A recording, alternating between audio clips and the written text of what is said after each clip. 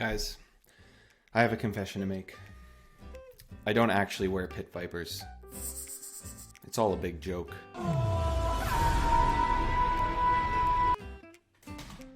Someone in the comments called me out. They knew I wasn't a real pit boy. I don't know where this intro is going, guys, but still got a treat for you guys today. Gonna show you exactly how to set up a Facebook ad because I've never really gone back to basics with you guys, showed you exactly how we set up ads, what we're thinking about when we're creating our hooks, exactly how we set up a campaign. I'm gonna show you how to do that today. I'm gonna keep it really simple for y'all. So if you've never created a Facebook ad today, you're gonna find out how to generate leads with a Facebook ad today. And as always, guys, this video is brought to you by Leadbase and the bootcamp. If you wanna join the free Discord, you can do so below now. If you're not in that, you definitely should be because it's a free Discord. There's lots of templates on there and we chat about lead generation and marketing. If you're interested in the bootcamp, it's a monthly subscription. You get to chat with me once a week as a group. We have a private Discord. You get all of the templates that we use in our agency, and you get access to a course where we talk about exactly how we make money generating leads for clients in multiple niches and how we've been doing that for several years. It allows me to do whatever I want in life, and that's pretty fun. So join the bootcamp today. But again, you don't know me, so if you don't want to pay for it, just go join the free Discord. There's tons of value there too. Appreciate you guys. And again, these are just for fun, okay? There's some people in the comments, they're hurting my feelings. They're saying that I'm not cool enough to wear these. And maybe that's true. Anyways, let's jump on the computer. I'm gonna show you how to set up a Facebook ad. All right, players. Just had to get that off my chest there, the pit viper stuff. It's just a lot. I'm just going through a lot this week. Just kidding, I'm having the best week ever. All right, so here's how we set up a Facebook campaign. I get some questions about, a lot of the times, about choosing a campaign objective, how to set up a campaign properly. There's all this Advantage Plus stuff now. So right now we're in our Leadbase account. I've set up a lot of test ads in here and use this as an example before. And today I just wanted to, go over exactly what we do. So first things first, guys. The first and the most important thing is that I always do leads. I do not do traffic. I do not do any of this stuff. If you have an e-commerce site, obviously you could use sales, but we're not an e-commerce channel. We're a lead generation channel. We're always selecting leads. The only time I don't is when I want to set up a page likes campaign. So if I have created a new brand page, such as Insurance Ian, which is a brand that you've seen a few times in my videos, we run ads and we generate leads through a brand in a specific niche. So for life insurance, as an example, we have Insurance Ian. I create an Insurance Ian Facebook page to run ads through, and I will run an engagement campaign to get likes on that page so that when someone goes there, it doesn't have 0 likes and looks stupid. So when we're setting up a lead generation campaign, we select leads. Makes sense, right? Never do traffic. It's the worst. That's all I'll say about that. There's tailored and manual lead campaigns. I definitely prefer a manual lead campaign because it allows you to have way more control over what you're doing here. So I never select tailored. Tailored I don't like when Facebook tries to tell me what to do. I have a love-hate relationship with Zuckerberg, okay? So manual leads campaign, we're gonna start with that. We're gonna jump in here. And first things first, when we're setting up our campaign, I personally don't prefer campaign budget. I know a lot of people do. The reason is I like to have more control over my ad sets. And I think campaign budget might make more sense if you're maybe doing retainers or you're doing e-commerce potentially. But with lead generation, I want to be able to control exactly what offers are getting spent, because I might even be willing to pay more per lead on a certain ad set, but because of the quality. But with CBO, it's going to feed the lowest cost per lead. And I don't want that. I want control. So I do not do Advantage campaign budget because I like to do ad set budgets. That's just me. I just think it gives you more control. And I also feel like campaign budget just doesn't optimize. I've tried running like several $1,000s a day through campaign budget, and it didn't have as good of results as when I just tweaked my ad set budgets accordingly. So that's what I prefer. Special ad categories. If you are doing loans, if you're doing housing, employment, you have to select a special ad category. There are honestly pros and cons to this. Before there were special ad categories, they were shutting you down like crazy for running anything to do with credit or housing. But now if you put yourself in one of these categories, you have a lot more leniency on what you can do. That being said, if you're in any of these categories, you're unable to target based on age and on specific kind of characteristics of people. You can still do some interest targeting, but it does make things a little bit more difficult when you're getting started out. That being said, don't be scared of special ad categories, because sometimes I find it's actually an opportunity. I think it kind of pushes people out of these categories a little bit. And once your algorithm starts learning who your customers are, you're going to be able to get around this if you have good ads with a good hook. And I'll talk about that later on how we focus on the first thing that people see in our ad is kind of doing the targeting for us. So quick example before I jump into the creative side of things. Quick example would be if I'm trying to run a solar ad, I want the first thing that people see. Let's say I'm running solar ads and I want to target people who are 50 years old, but I'm in a special ad category because I mentioned something to do with housing. Just an example. I want to say, hey, 50-year-olds looking for solar. That's the first thing my ad's going to say because I'm going to call them out if I can't target them. So just a note, don't be scared of special ad category. If you're in solar, which a lot of people that watch this channel are, you don't have to be in a special ad category. But if you're mentioning monthly payments, if you're mentioning anything to do with do you own your house, then you're going to be forced to be in one of these categories. So you have to be aware of what you're putting in your ads before you run them, or you'll be forced to put in that and you'll get rejected and it'll piss you off and you'll come ask me and I'll be like, don't say monthly payments or housing things, or you'll be put in those categories. All right, ad set. By the way, guys, I don't really have a naming convention that I focus on. I like to, if I'm doing state by state, I'll name the campaign the state. In the ad set, I just name it the type of creative or hook I'm running. So hook 1, and then maybe the audience that I'm running. I don't really do anything too crazy in terms of my naming because I'm an absolute giga chad. I'm not a scientist. Starting out, I like to start with lead forms. So if you're a beginner, you've never run ads in a certain niche, I like to start with lead forms because it narrows down the amount of variables that we have when we're starting a campaign. So when you first run an ad and you had, let's say you had a landing page with a quiz and you had all these things going on, or it was like click to call on the quiz page, all these things happening, and you run that ad for $200 and you get no leads. You know, you might be able to look and say, okay, my click-through rate's kind of good, it's okay. My cost per click's kind of good, it's okay. My landing page isn't converting, obviously. People are getting through the quiz, but they're not converting. So there's going to be all these variables that you have to look at. Maybe it's your audience. You don't know what variable is causing the issue. So by doing an instant form, you're creating the easiest access for someone to get through your funnel and to fill out that form. Because usually lead forms are cheaper in terms of cost per lead. It's easier for a user to fill one out. It's native to Facebook. You're not bringing them off Facebook. So I like to start with an instant form, spend a couple $100, figure out what my cost per lead is with an instant form, and then I'll move to my quiz funnel. Nowadays, I just go straight to quiz funnel, but if you're a beginner, start with instant forms, but don't run them long term because the lead quality from instant forms is brutal. Again, I've had so many people, actually, I think I mentioned this in the last video. So many people run instant forms and they're all excited because the cost per lead is really low, but then they realize that the quality is terrible and like 1 in 20 people pick up the phone. That's because the targeting pool for instant forms is actually gonna be different than if you're running website in terms of conversion location. So you'll just see a lower quality lead with instant forms because you're competing with everybody else running instant forms. It's kind of hard to explain. It's a bit anecdotal, but I'm 99% sure it's true. Hopefully that's helpful. But instant forms I start out with. If you're running to a website, you need a pixel setup, obviously. I'm just gonna go with instant forms because I'm speaking to some beginners today. And again, if you've been doing this for a long time, you wanna learn more, go watch my other videos where I run more extensive quiz funnels with text verification, all these things. But instant forms, Canby Marketing, that's our parent company. We want to maximize the number of leads.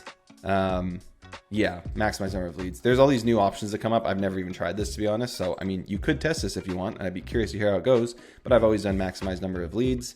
You're gonna have to agree to Meta's terms of service. And now they've got a bunch of new things happening here. So I like to use dynamic creative. Some people like to split their ads out very specifically and not use dynamic creative. So they have a bunch of different ads, single pieces of copy, and they're doing all these different combinations. I get why people do that, but I like to use dynamic creative because it allows me to plug in a lot of different ad sets. So if you've been in the bootcamp, a little sneak peek is that we like to test 2 ad sets when we're starting and kind of go as broad as we can. 5 images with 5 different pieces of copy and 5 headlines, and then 5 videos with those exact same 5 pieces of copy and 5 headlines. So we're testing the creatives right off the bat. I do fast track things a little bit because we've done this before. So if you want to follow somebody else and not use dynamic creative on your first trial so that you can have an ad set and one ad, one image, and then image 1, copy 1, image 1, copy 2, image 1, copy 3. That's fine. This is the way I do it. Budget, people ask, how much do I have to spend per day? I like to spend at least the cost of one lead. So if my leads cost $40, I want to spend $40 per day. That's just the way I do it. I mean, you can get away spending 20, but it means you're getting a lead every 2 days. You're not going to get out of the learning phase. You're not going to be able to optimize very quickly. I'd rather just trust in the creative I've set up and spend the $40 than instead of waiting twice as long. You might as well test and learn quicker, in my opinion. I know that's not always easy, but we teach you how to sell leads up front so that you get paid up front and then you have money to work with and a budget to work with. So $40. If your leads cost $40, if your leads cost $100, I get it. Maybe you have to do 50. But you got to give Facebook some money to work with so that you get data from Facebook. I like to use daily budget. Sometimes you might want to use lifetime budget because it allows you to set a schedule. So that means you can run ads from 6 a.m. to 6 p.m. if your client only takes ads at that, or leads at that time, I should say. Daily budget's just easier. I usually work with pretty big clients that are fine taking leads at any time. And Facebook does push most of the spend during the day because that's when people are most active anyway. So it's kind of up to you.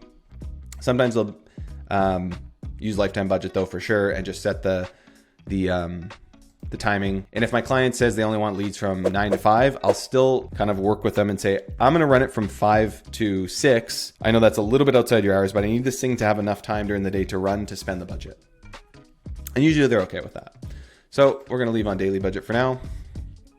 Budget scheduling, ad scheduling, run ads all the time. It really sucks that you can't just run ads with a daily budget from whatever time you want. I don't know why Facebook can't figure that out, but they can't figure out a lot of things. Hopefully they're not watching this video because I'm going to shred them. Audience controls. So we've got, this is the new targeting that they have.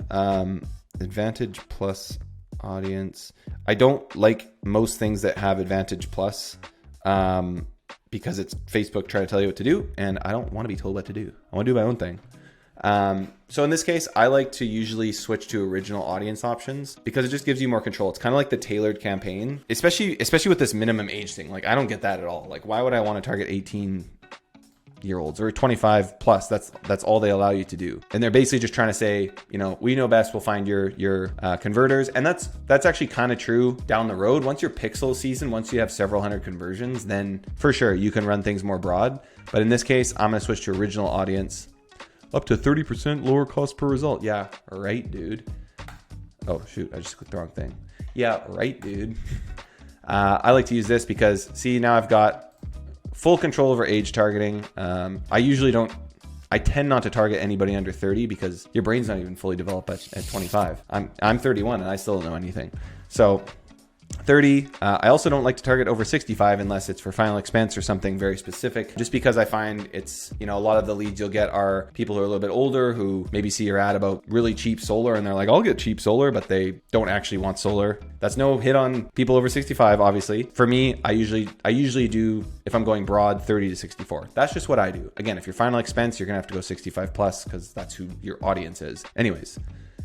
In terms of detailed targeting, so I like to go as broad as possible with my campaigns. So let's think of an example here. Let's think life insurance. Life insurance isn't something where I would target life insurance like this. And I don't even think that's a thing. Oh, it is. So interest life insurance. This is probably a lot of life insurance agents talking about life insurance. You know, maybe people are searching life insurance, but there's going to be a lot of competition for this interest. I want to catch people who, because life insurance isn't a very like thing you need right now, you know, people aren't like that fired up about life insurance. I want to catch people before they're thinking about life insurance so that when I sell the lead, that lead isn't talking to 50 other people. So I like to target parents. I like to call out parents in my ads. I say, hey parents, there's new life insurance policies for you. That way I'm talking to an audience and I'm saying there's a solution for you.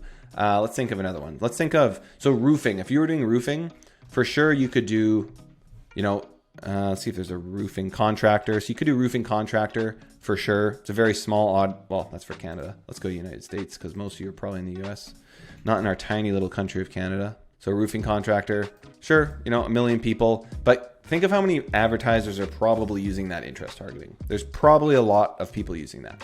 So it's just something to think about there. Okay, so instead of that, how do we target homeowners? How do we narrow this audience down and call people out who might need a new roof? Well, we could try and target homeowners. We have to be careful in our ads. We're going to get put in the special ad category, which again isn't always the end of the world. It's not always terrible. But how do we find people who have just maybe, you know, they've got an old roof or the roof is damaged? We're not necessarily trying to just narrow it down that hard right now, but we need an audience that we can call out. So let's go,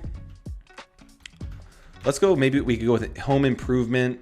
We could try home improvement. We could try just targeting men, for example. We could try just targeting women. We could try a bunch of different things to kind of narrow down this audience. Another way to maybe get some people who need roofs is to target parents. People who have kids probably are at least a little bit more likely to own a house. So if we can target parents, not parent-in-law, parents all, for example, that might help us find an audience that could work for roofing. Or yeah, again, how do we find people who own a home? How do we find, whether it's home improvement or parents, you got 25 million people here. And Obviously, all 30 million of these people aren't going to need a new roof, but we can call them out in our ads. We can say, hey, families living in, maybe we just target Texas or something like that, or maybe we're just targeting all of the US. We say, hey, families, we got this new family special for roof replacement. Families only. I mean, Facebook might not like that, but you get the picture. We're trying to call out parents. We might say something like, we might even not even necessarily call out parents, but it's like, if you own a home, we've got, a roofing special for families right now. Just something simple like that.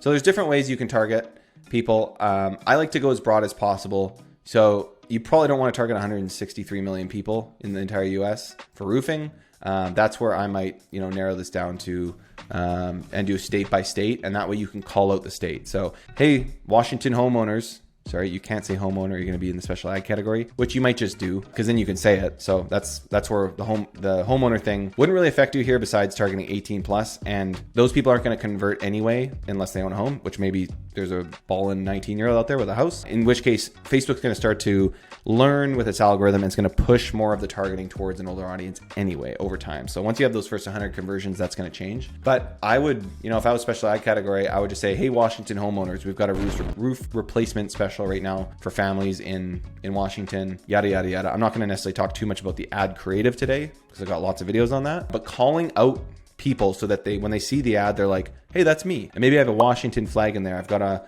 house that's from Washington. You can go on stock images and look at Washington. I was just in Washington yesterday because I live 5 minutes from the border and went down to eat some good American food and get cheap gas and beer. It's great. Trader Joe's. Thank you for Trader Joe's. We don't have that in Canada. So I kind of know what the houses look like down there. And I know that they probably look different in Florida. So try and cater your ad to your audience. And that's how you should think about your targeting. Don't go too narrow. Don't target people with dogs aged 4 to 7. Doesn't make any sense because your audience is going to be too small. You're not going to give Facebook enough to work with. Advantage detailed targeting. So I'll move on soon from this. Advantage detailed targeting. I pretty much never turn this on. I've tested it a lot. I haven't tested it in the last 6 months or so it could be worth testing, but I find it I don't know why.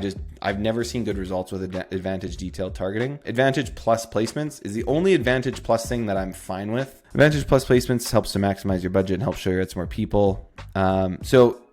You could, it's basically going to show it on all placements. You could just select manual and then turn on all placements. Maybe on Instagram, you turn off stories if you don't have ads that fit there, but I'm fine with my square ad on a story. Facebook's going to find people who convert, and it doesn't really matter where they are. It's gonna find them. So if it shows my square ad to somebody who is likely to convert on a story, it doesn't look perfect. I'm okay with that because I go for pretty big volumes. I understand if you want to be a little bit more specific, but as I said, I'm a Giga Chad, and that's just what I do. We have pretty big national campaigns, so I'm going for volume. I'm going for reaching as many people as I can and increasing lead volumes. So Advantage Plus, the only Advantage Plus I'm okay with is this one. But again, manual placement's fine. Okay. We've got our ads. And in terms of the layout of setting up this campaign, again, what I like to do is use dynamic creative to start. Again, that's kind of up to you. There's no one right way to do this, in my opinion. A lot of people argue against dynamic creative because it doesn't allow you to test all these tiny little variables. But to me, it still allows me to select 5 images, select 5 copies. So I can go 5 different copies here all at once.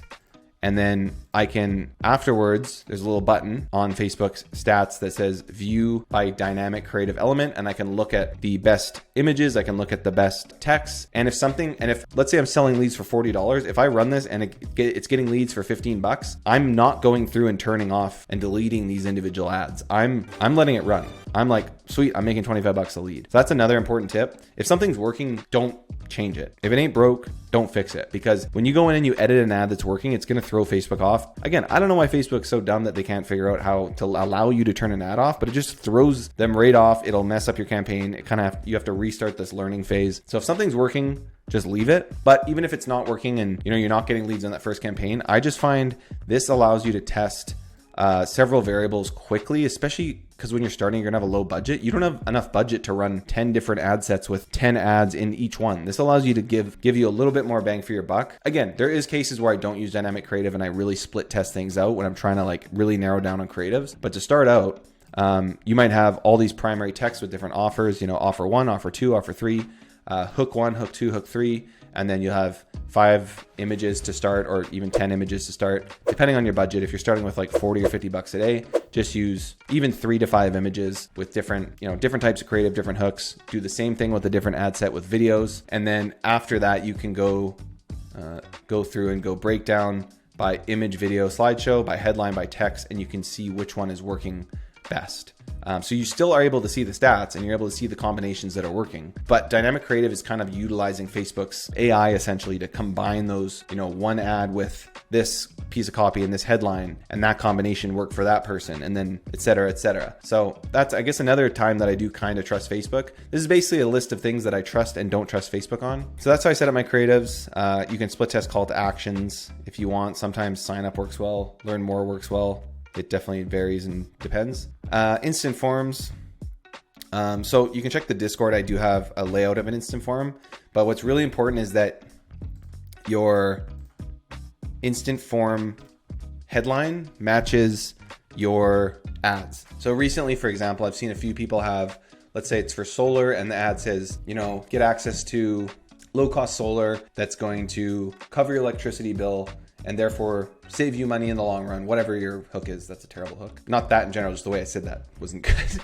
But your headline should not just be like, learn more about solar. You can't have this generic, lead form that's just like, contact us now. Like, it's got to be like, see if you qualify, or some reason for them to fill out this form. See if you qualify for, this is the overused headline nowadays, in my opinion, in solar. See if you qualify for zero down solar. We can only work with households that qualify, so please provide some info below. That way we can share.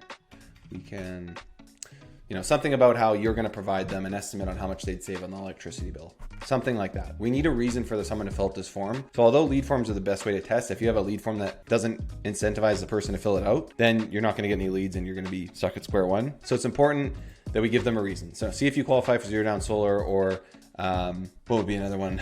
See if you qualify to get solar and lower your overall monthly electricity payment at the same time. Something like that. See if you qualify for the 30% tax credit. Whatever your ads are kind of focusing on, we want to, 1, make sure that this is still incentivizing people, and then 2, again, we need to let them know, hey, if you qualify, fill out the information to see if you qualify. Fill out the information to see if you qualify for this 55% tax credit. That way someone's like, okay, I want to see, versus, hey, you qualify for everything. And they're like, well, I'm not going to fill out the form. We need to incentivize them a little bit. In terms of forms, when you're just starting out, I don't like to use full name, because if you are using a CRM, full name doesn't really go into CRMs very well. It's better to have first name, last name.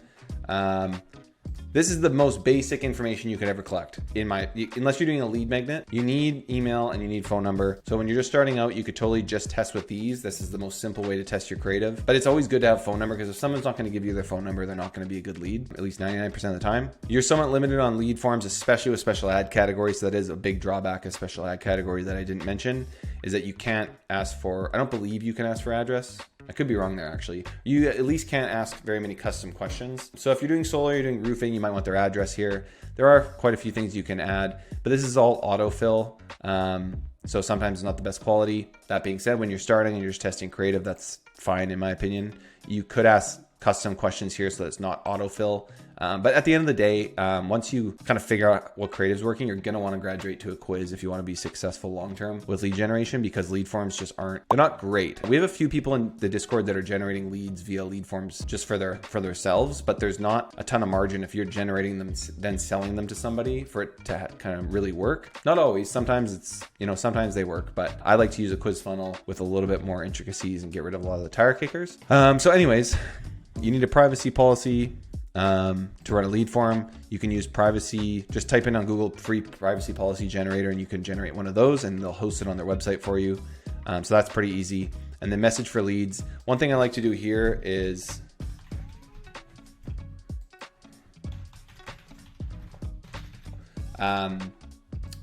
even though I've got their information and they're a lead now, I like to say, one more step, you're almost there. Please select a time that works to review your solar plan, whatever. This is a good way if you want to book appointments. maybe and get a free, I don't know, gift, whatever. Some reason for them to show up to an appointment. So you could have website, you could have your Calendly here, you could have your client's Calendly, you could have your client's phone number. You could be like, call now to get an extra 10% off. I don't know, something like that. Because if they call into your client's gonna like that. So a couple ways to utilize this. You can also have, you're almost there, please respond to the text message we're about to send you. Zap this to high level, send a text out, and then have the lead to respond to that to verify that they actually are a real lead. I find with lead forms, you lose a lot of leads doing that because they're just not the best leads, but that is something you can do. So don't skip the message for leads. You can utilize this quite a bit.